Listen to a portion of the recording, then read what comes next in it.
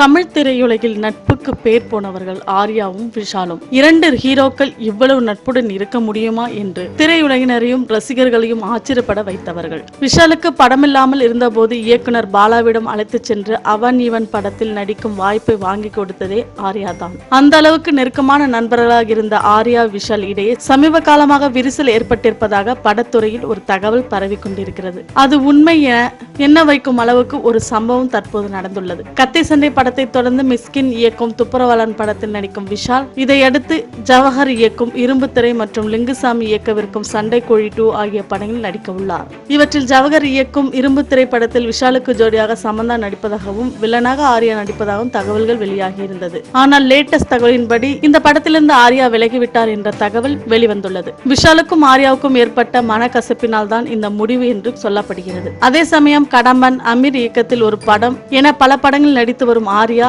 வில்லனாக நடிக்க இது சரியான சந்தர்ப்பம் இல்லை என்று கருதியதால் தான் இப்படத்திலிருந்து அவர் விளங்கினார் என்ற ஒரு தகவலும் வெளியாகி இருப்பது குறிப்பிடத்தக்கது. மேலும் சினிமா தகவல்களுக்கு கீழே உள்ள சப்ஸ்கிரைப் பட்டனை அழுத்தவும்.